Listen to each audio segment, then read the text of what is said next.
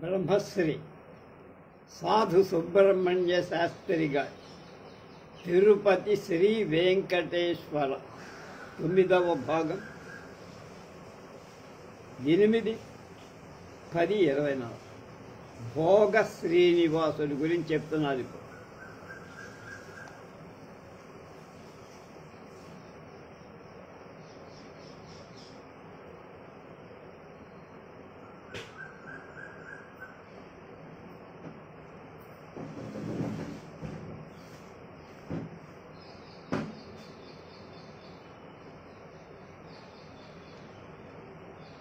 Doctor Ramarao అనే ఆయన పల్లవ రాజులలో చివరి 3 రాజులలో మొదటి రాజుకు చెందిన 3 రికార్డులు ఉన్నాయని, ఈ శాసనాలు తిరువేంగడంలో ఉన్న దేవాలయానికి బదులుగా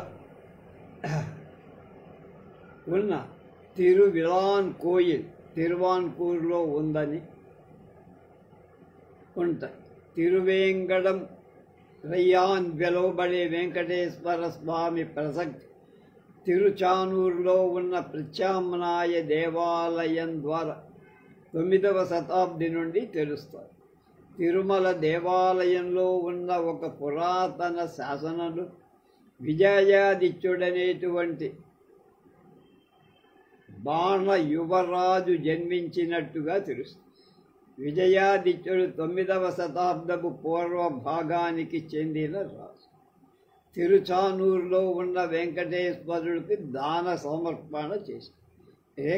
రాఘవాచార్యులు ఆయన ఇలా రాస్తున్నారు: మూలమూర్తి, ఉత్సవమూర్తి అనే ఈ 2 మూర్తులే కాక మరొక మూర్తి విజయాదిత్యుడి దాన శాసనంలో తిరుమంత్రశాలై పెరుమావడిగల్గా పేరు పొంది తిరువిళంకోయిల్ పెరుమానిగల్ తిరుమంత్రశాలై పెరుమాడిగల్ తిరువేంగత్తు పెరుమానగల్ అనే ఈ 3 మూర్తులు ప్రత్యేకంగా చెప్పదగి.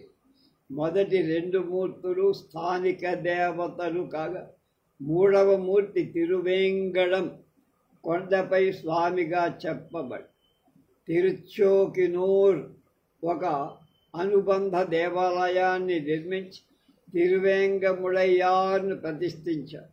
శైవం నుండి వైష్ణవం స్వీకరించే క్రతువు ఒక చిన్న దేవాలయంలో నిర్వహించబడి, అక్కడ మరొక విగ్రహం కూడా ఉంది.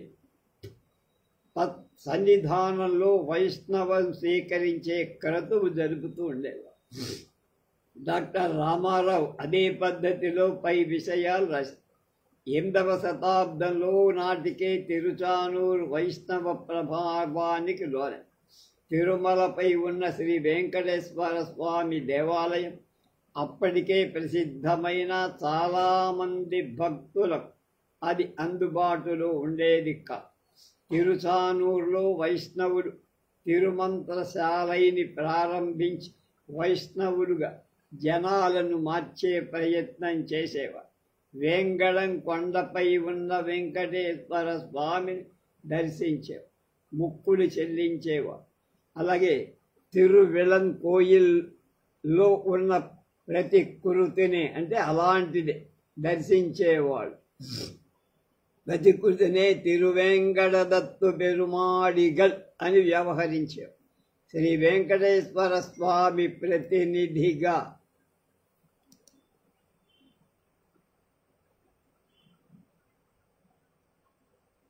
గౌరవం అందించేవారు.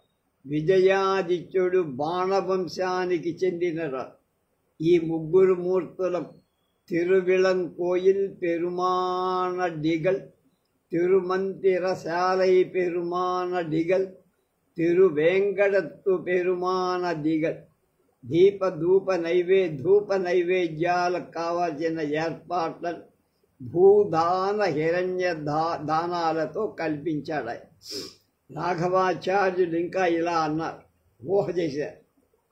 తిరుమంతిరశాలై పేరుతో వెలిసిందేమిటంటే, ఇక్కడే ఈ దేవాలయంలోనే వైష్ణవం స్వీకరించిన వాళ్ళ అష్టాక్షరి లేదా తిరుమంత్రం ఉపదేశింపబడేది. అని. వైష్ణవం స్వీకరించే వాళ్ళ అన్నప్రసాద వితరణ కూడా ఇక్కడే ఉండే. తిరువిళంకోయిల్, తిరుమంత్రశాల పూర్వ శాసనాలు ఉన్నాయి, తరువాతి శాసనాల్లో కాదు. రాజకీయ పరిస్థితులు మారినందువల్ల వేంగడం కొండపై దేవాలయాన్ని నిర్మించాల్సి వచ్చిందని అనిపిస్తోందంటున్నారు సాధువుగా. పల్లవుల కాలంలో దేవాలయం నిర్మింపబడింది, కానీ వారిని చోళులు జయించారు.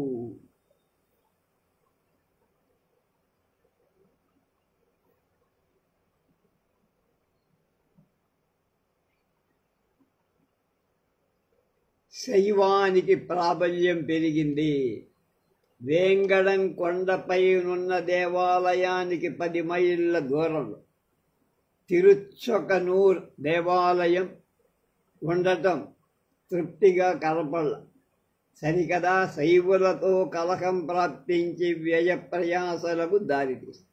అందుచే సామవై అనే భక్తురాలు రజత ప్రతికృతిని, అంటే వెండితో విగ్రహం ధ్రువమూర్తిని తయారు చేయించి సర్వాలంకారాలతో శోభాయమానంగా తీర్చిదిద్ది క్రీస్తు శకం 966లో ప్రతిష్ఠించి పెరుమాళ్ ధ్రువమూర్తి దర్శనం రజత ప్రతికృతిలో శిలాల్లో కాకుండా వెండి విగ్రహంలో భక్తులకు కలిగించే విధంగా ఏర్పాటు చేసింది ఎవడు? సాధువై అనే భక్తుడు, సామవై అనే భక్తుడు.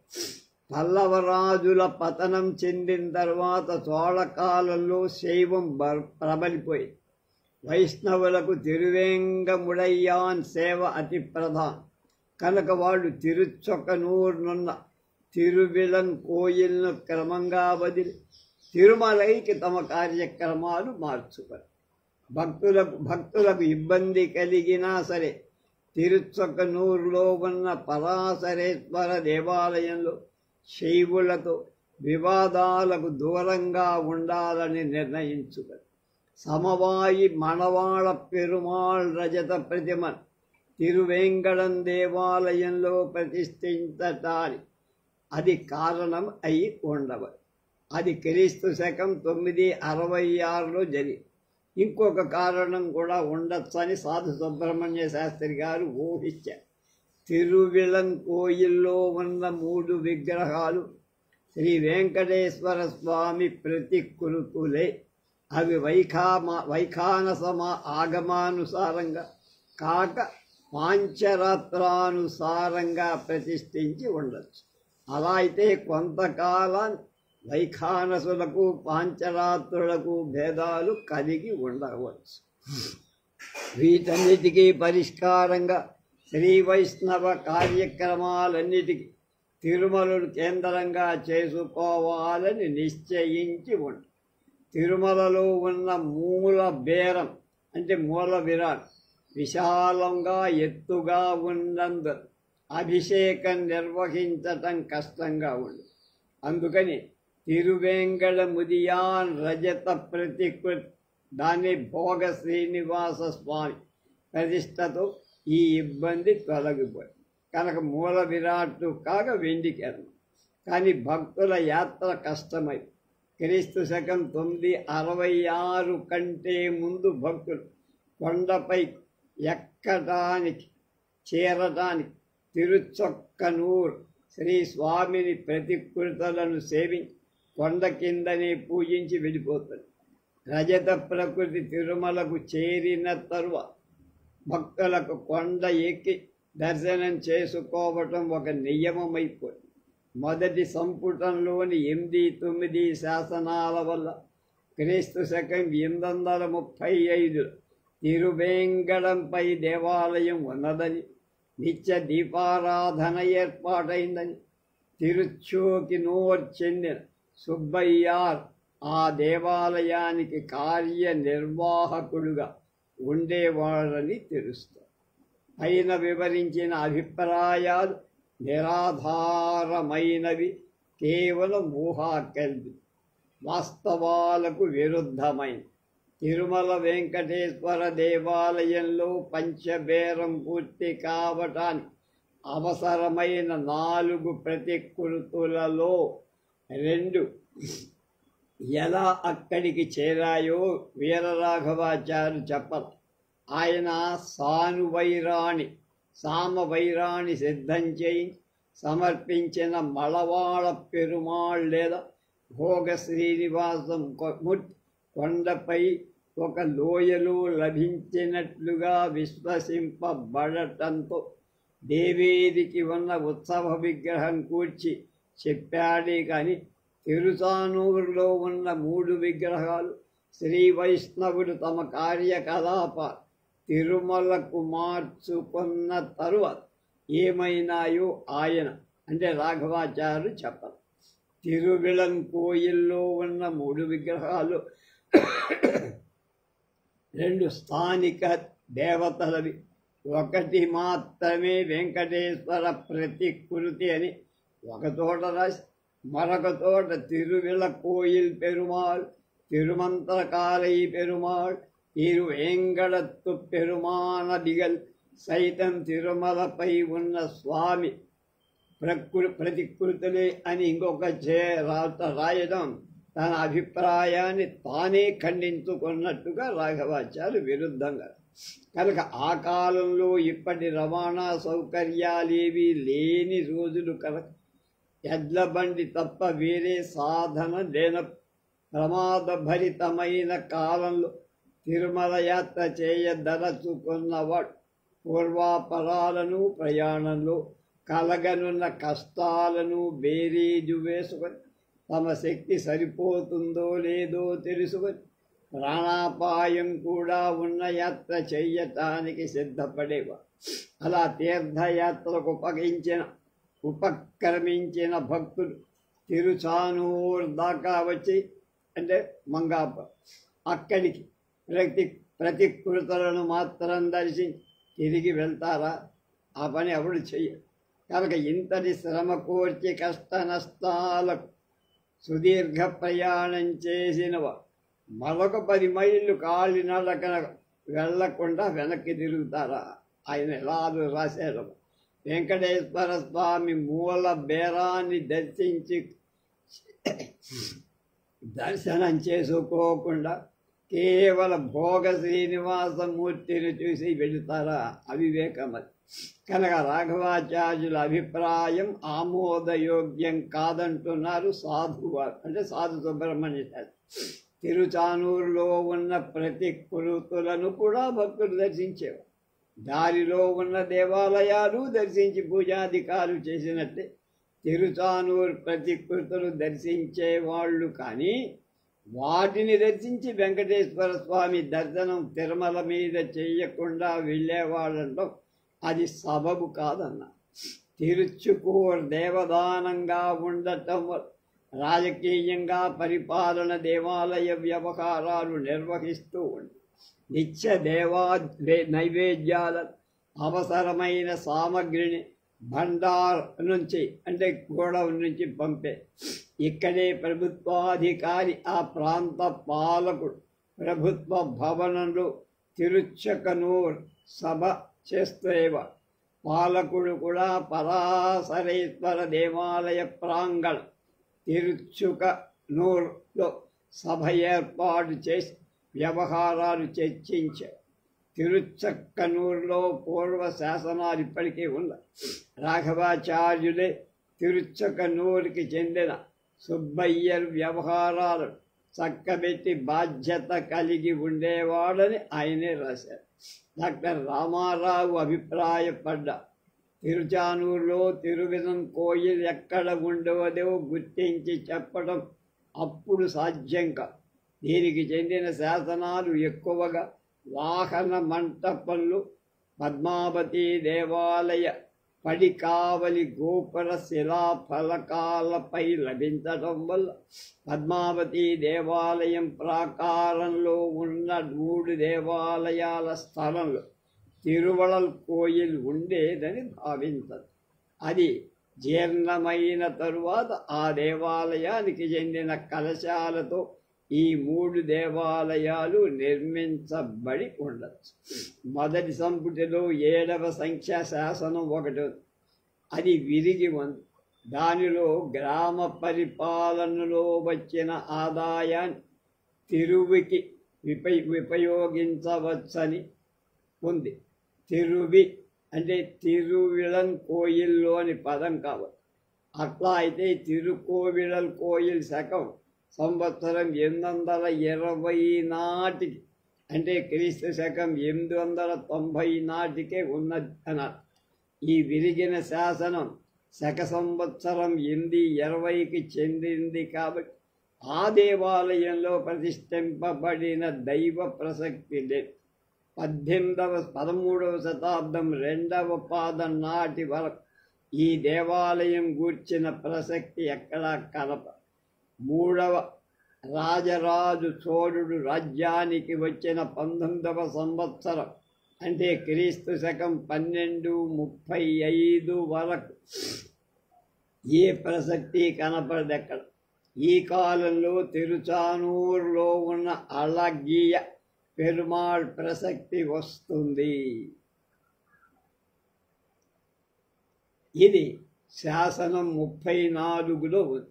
34 సంవత్సరం శాసనం రాజరాజ చోళుడి 5, 15, 25 పరిపాలన సంవత్సరాలు, అంటే 1221 లేదా 1231 లేక 1241 అయి ఉండ.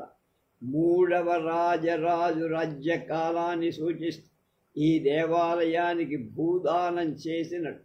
మొదటి సంపుటంలో 97, 118, 119, 120, 127, 144 సంఖ్యలు గల శాసనాలలో తిరువల్ కోయిల్ పెరుమానగిలిల్ అళగియ పంగుని ప్రసక్తి కలు. తిరుచానూరులో అళగియ పెరుమాళ్ కోవెల ఆ దేవుడి సమర్చనకై పంగు విమానంలో ఉత్సవాలు నిర్వహణ జరిగింది.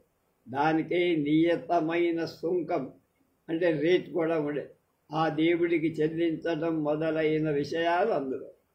ఆ ఫసలి 1227 అంటే క్రీస్తు శకం 1818 ఈస్ట్ ఇండియా కంపెనీ కోసం పైమారిషి అకౌంట్ సిద్ధం చేయబడి ఆ దేవాలయాలు ఈస్ట్ ఇండియా కంపెనీ అధీనంలో ఉండే. తాలూకా ఆఫీస్ శిరస్తాదారులైన అంధు గోవిందరావు 14/8/1819 నాడు దీనిపై సంతకం కూడా చేశారు. ఈ పై యాజమాయిషి రిపోర్టు వలన ఈ క్రింది విషయాలు తెలుస్తాయి. తిరుచానూరులో ఉన్న పద్మావతి అమ్మవారి గర్భాలయంలో చతుర్బాహువులతో ఉన్న పద్మావతి అమ్మవారు పద్మాసనంలో ఉన్న విగ్రహంతో పాటు 10 ఉత్సవ విగ్రహాలుండే. దానిలో 3 విగ్రహాలు 2 దేవేరులతో కూడిన అళగ తిరువెంకటనాథ స్వామి వారని, కృష్ణస్వామి తూర్పు ముఖంగా 2 చేతులతో ఉండగా ఆయన అన్నగారైన బలభద్రస్వామి లేదా బలరాముడు 2 చేతులతో ఉత్తర ముఖంగా ఉన్నాడని, శ్రీకృష్ణ దేవాలయాన్ని దక్షిణగా అళగ తిరువెంగనాథ స్వామి దేవాలయం, వెంకటం ప్రభువైన సుందర వెంకటేశ్వర స్వామి పూజారహితంగా ఉన్నదని, కాలక్రమాన తిరుచానూరు శ్రీలగియ పెరుమాళ్ స్వామియే తిరువేంగనాథ స్వామిగా మార్పు చెందిందని ఉండొచ్చు అనుకుంటున్నారు. ఈ దేవాలయంలో అళగ తిరువెంకటనాథ స్వామి మూల విగ్రహం మాత్రమే ఉందని, ఈ దేవాలయాన్ని చివర విచారకర్త అయిన మహంత ప్రయాగదాస్ శతాబ్ది ప్రారంభంలో కొత్తగా నిర్మించి ప్రతిష్ఠించాడని, తరువాత పూజాధికాలు నియతంగా జరిగేవని, ఈ దేవుడికే తరువాత సుందరరాజస్వామి అనే పేరు కలిగిందని పద్మావతి అమ్మవారి దేవాలయంలో ఉన్న వరదరాజు లేదా అలగ తిరువేంకట స్వామి 3 ఉత్సవమూర్తుల ఈ దేవాలయానికి చేర్చారని అర్థము. పైమాయిషి అకౌంట్ గ్రానైట్ శిలా నిర్మితమైన ఒక పెద్ద దేవాలయం. వరదరాజస్వామి వారిది తిరుచానూరుకి తూర్పు దిశలో పడమటి ముఖంగా పూజలు లేకుండా ఉండేదని చెప్తారు. దీని విజయనగర రాజైన అచ్యుతరాయలు నిర్మించిన ఒక పెద్ద విగ్రహాన్ని ఏర్పాటు చేశాడని అర్థము. వరదరాజస్వామి దేవేరి అయిన పేరుందేవమ్మ దేవాలయం తూర్పు ముఖంగా ఉండేదని తెలుస్తుంది. ఈ దేవాలయ ప్రాకారం తూర్పు నుండి పడమర 320 అడుగులు కాదు, ఉత్తరం నుంచి దక్షిణానికి 177 అడుగులుండేదని, ఒక ముఖద్వారం 5 అంతస్తుల గోపురం ఉండేదని చెప్తున్నారు. ఈ దేవాలయం వంటశాల నుండి వేరు చేయబడిన శిలలతో పద్మావతి దేవాలయంలో గర్భగృహాన్ని, అంతరాలయాన్ని, 3వ అంతస్తును, స్నపన మండపాన్ని, ఆస్థాన మండపాన్ని, రంగమండపాన్ని నిర్మించారని పైమాయిష్ అకౌంట్ ద్వారా తెలుసు. వంటశాల నుండి వేరు చేసిన శిలలు కొన్ని ఇవాళ పద్మావతి దేవాలయం ఈశాన్య దిశలో పెట్టించాను నేను, సాధు సుబ్రహ్మణ్యం. కొన్ని వేరు చేయబడిన శాసనశిలలు వాహన మంటపంలో ఉండాలి. ఇవన్నీ ఇప్పుడు లేని వరదరాజ దేవాలయానికి చెందినవే. కొన్ని శాసనశిలలను గ్రామవాసులు తమ నిర్మాణాల్లో ఉపయోగించుకోవడానికి తీసుకెళ్ళిపోయారు. ఏది ఏమైనా తిరువికల్ కోయిల్ ఏ స్థలంలో ఉండేదో, ఏదైనా విగ్రహం దానిలో ప్రతిష్ఠింపబడిందో ఇప్పటికీ తెలియదు. తిరుచానూరుకి తూర్పు దిశలో ఉండి ఉండొచ్చని నా భావన అంటున్నారు. ఈ స్థలంలో తరువాత కాలంలో అచ్యుతరాయ వరదరాజస్వామిని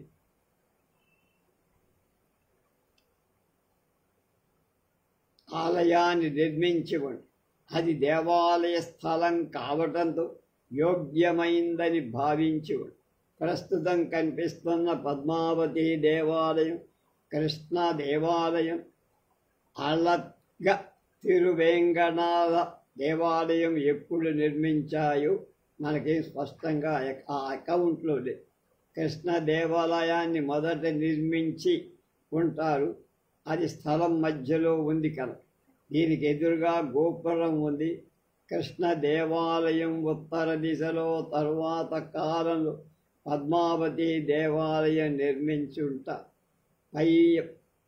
పైమాయిషి అకౌంటులో లభిస్తున్న సమాచారం ఆధారంగా తిరుచానూరులో ఉన్న వృద్ధ జనుల సంప్రదాయంగా తెలిసిన వర్తమానం వల్ల 18వ శతాబ్దిలో లేక 17వ శతాబ్దం ఉత్తరార్ధంలో కృష్ణ దేవాలయం నిర్మింపబడి ఉంది. 17వ శతాబ్దం మధ్యకాలంలో వేయబడిన శాసనాలు కృష్ణ పద్మావతులకు చెందిన అంశాలెక్కడ ప్రస్తావన లేవు. శుక మహర్షి పేరున తిరుచకనూర్, శుకపురి, శుకగ్రామం అని తిరుచానూరు పేరు. శుక మహర్షి అక్కడ కృష్ణుణ్ణి అర్చించాడన్న తన యోగ బలంతో 108 మంది విద్వాంసులను సృష్టించిన కథలు ప్రచారంలో ఉన్న తిరునాచు దేవాలయంలో ఆయన ప్రతిమ లేదు. పరాశరేశ్వర దేవాలయంలోనే అది కను. పరాశరుడు శుక మహర్షి పితామహ. పరాశరుడు అర్చించినందువల్ల పరాశరేశ్వరుడనే పేరు. పరాశరుడితో పాటు శుక మహర్షి విగ్రహం యోగి మల్లవరానికి శుక మహర్షి శుకగ్రామం తిరుచకనూర్ అనే పేరు తిరుచానూరుకి ఈ పేర్లు జోడించటం మంచిది కాదు, సముచితంగా. ప్రథమ సంపుటం 4వ శాసనం విజయాదిత్య మహాబడి మాటరాయర్ తిరువిళంకోయిల్ పెరుమానడిగల్. తిరువిళంకోయిల్లో ఉన్న 3 మూర్తులు నైవేద్యం సమర్పించిన దాని కొన్ని కడుంజల స్వర్ణాన్ని దానం చేసినట్టు. ఈ కళంజలలో కొంత భూమి కొనబడింది. 3 మూర్తులలో తిరువిళల్ కోయిల్ పెరుమానడిగల్ శాసనంలో 1లో చెప్పబడి మూర్తి కావచ్చు.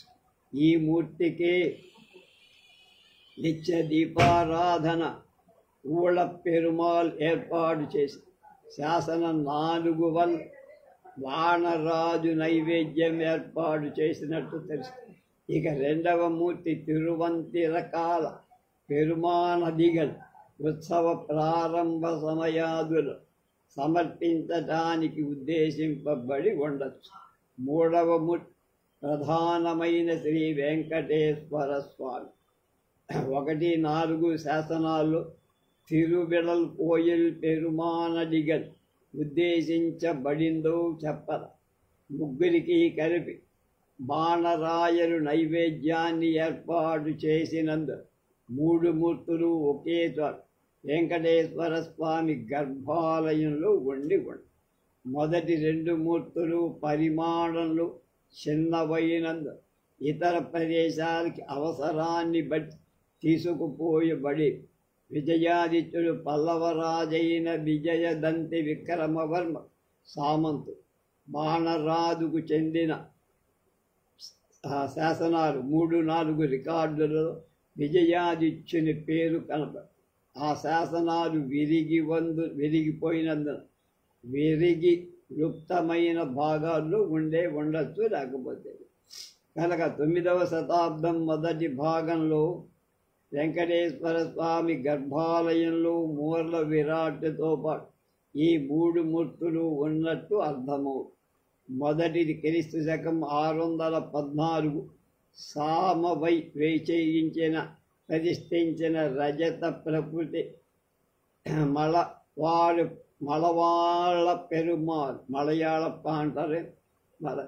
అలానే ఈ ప్రకృతి వైష్ణవ చిహ్నాలు లేవు. శాసనాలు 101-4లో ప్రస్తావింపబడి తిరువిళన్ కోయిల్ పెరుమానడిగల్ సంవత్సరం 4లో ప్రస్తావింపు. ఈ 3 మూర్తులు ఉన్నట్టు చెప్పబడుతూ ఉన్న తిరువిళన్ కోయిల్ ఒక ప్రత్యేక దేవాలయాన్ని అని చెప్పడానికి వీలు. అలాంటి నిర్మాణం ఏది దేవాలయంలో కనబడదు కూడా. కనుక మూలభూతమైన దేవాలయంలో గర్భాలయం చిన్నగా ఉండే అది అర్ధమంట, ఇప్పటి శయనమంటతో కూడి ఉండే గర్భాలయాన్ని తిరువిళన్ కోయిల్గా వ్యవహరించి ఉండదు. ఈ విగ్రహాలను నెలకొల్పడం మూలాన వెంకటేశ్వర స్వామి ఉన్న పంచబేరాల్లో 4 తనలానే ఉన్న వాటిని వెంకటేశ్వర స్వామి సృష్టించాడని బ్రహ్మదేవుడు బ్రహ్మోత్సవాలను కల్పించినప్పుడు ఒక్క క్షణంలో 4 మూర్తులు సృష్టింపబడ్డాయని చెప్పుకున్నాం. 9వ శతాబ్దం నాటికి ఈ 4 విగ్రహాలు ఉన్నాయి. 5వ విగ్రహం కూడా ఉంది. దీనినే మలై కొనియంద్రి పెరుమాళ్ లేదా మలయప్పగా వ్యవహరిస్తారు. మలయప్ప 2 దేవేరులతో శంఖు చక్రాలను ధరించి 14వ శతాబ్దంలో అవతరించి అప్పటి శ్రీ వెంకటేశ్వర వైష్ణవ చిహ్నాలతో అనుయాయులు 12-13 శతాబ్ద సమయాల్లో చేసినట్లు భావించదు. మలయప్ప స్వామి 2 దేవేరులైన శ్రీదేవి భూదేవి సహితంగా ఉత్సవమూర్తులుగా ప్రస్తావింపబడింది.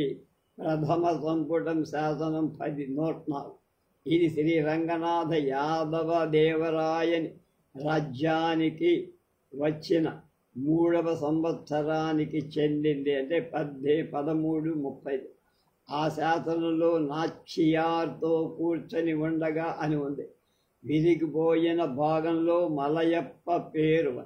యాదవరాయలు రాజ్యానికి వచ్చిన 20 ఏళ్ల తరువాత 1336లో వేయబడిన 106వ శాసనంలో మలైకొనియన్రా పెరుమాళ్ అని స్పష్టంగా మలైకొండియ పెరుమాళ్ వెంకటాచలంపై లోయలో లభించాడని అయితే ఆయన ఇద్దరు కొండ దిగి లోయ ఏర్పడినందు మలైకొనియన్ పెరుమాళ్ అనే పేరు కలిగింది.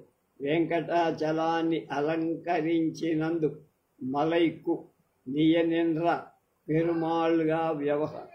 తర్వాతి శాసనాలలో ఆయనను మలయప్ప లేదా పర్వత ప్రభు, మలయం అంటే పర్వతం కదా, మలయప్ప అంటే పర్వత ప్రభువు లేక పర్వత ప్రభువు అంట.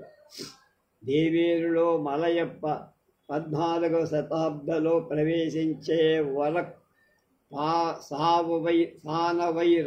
సావవైరాణి సిద్ధం చేసిన మనవాళ పెరుమాళ్ రజత ప్రకృతి ఉత్సవ విగ్రహంగా ఉండొచ్చు. సామవై ఈ రజత ప్రతికృతిని ప్రతిష్టా సమయంలో పరట్టాజి మార్గళి ఉత్సవాలకు ఏర్పాటు చేసి వెంకటేశ్వర స్వామి తన ప్రతికృతులు 4 సృష్టించి నిర్దేశించినట్టు సామవై రాణి చేయించిన రజత ప్రతికృతి కౌతుక బేరం లేదా అభిషేక శయనాది సేవలు పొందే భోగమూర్తిగా ధనుర్మాసంలో తప్ప ధనుర్మాసంలో కృష్ణస్వామికి సేవ లభిస్తుంది. తిరువిళల్ కోయిల్ పెరుమాడిగల్ 1 నుంచి 4 బలిబేరం కొలువు మూర్తి కొలువు శ్రీనివాసుడు లేదా లేఖక శ్రీనివాసుడుగా తిరుమంతిరి కాలై పెరుమాన గడిగా స్నపన బీరం ఉగ్ర శ్రీనివాసుడు మూర్తిగా గర్భాలయంలోనే ఉంది. పైన వివరించిన పంచబేరాలే కాదు, గర్భాలయంలో వెంకటేశ్వర మూల విరాట్కు ఎడమ భాగం శ్రీ రామానుజుడు ప్రతిష్ఠించిన సీతారామ లక్ష్మణ విగ్రహాలుంటాయి. మదురైకి దగ్గరలో ఉన్న దేవాలయం నుండి సంగ్రహణార్థం ఒక వైష్ణవుడు రామ విగ్రహాన్ని రామానుజులకు ఇచ్చారని చెప్తారు. అప్పుడు రామానుజుడు తిరుపల నంబి వద్ద రహస్యత్రయాన్ని సేవిస్తూ ఉన్నారు. ఈ వెంకటేశ్వర స్వామికి వామ భాగంలో కృష్ణ రుక్మిణీ దేవి విగ్రహాలుంటాయి. వామ భాగంలో సుదర్శన లేక చక్రతాళ్వార్ ఉంటాయి. కొంచెం ఎత్తుగా ఏర్పడిన వితద్దికలపై ఈ విగ్రహాలన్నీ ఉన్నాయి. రజత ప్రతికృతమైన భోగ శ్రీనివాసమూర్తి వెంకటేశ్వర స్వామి పాదాల దగ్గర 3 ఉత్సవమూర్తులు దక్షిణ భాగాన బలిబేరం లేక కొలువుమూర్తి, స్నపన బేరం లేదా ఉగ్రమూర్తి వామ భాగంలో. ఇవి కాక విశ్వక్సేన, సుగ్రీవ, అనంత, గరుడ, అంగద, ఆంజనేయ విగ్రహాలు ఉన్నత స్థాయిలో. ఇవి గర్భగృహము దారిలో 2 వైపులా ఉంటాయి. ముక్కోటి మండపానికి ఉత్తరంగా చివర గర్భగృహానికి ఉత్తరంగా విశ్వక్సేన విగ్రహానికి ఒక చిన్న మందిరం ఉంది. మహామణి మండపానికి తూర్పు దిశలో గరుడాళ్వారు ఒక చిన్న మందిరం కూడా. మహామణి మండపానికి ఆగ్నేయంగా వరదరాజస్వామి మందిరం ఉంది. రేపు 14వ అధ్యాయం వైష్ణవ సంప్రదాయంలో 12 ఆళ్వార్ల పాసురాలలో వెంకటేశ్వర వైభవం ఎలా చెప్పబడిందో దాని గురించి తెలుసుకో.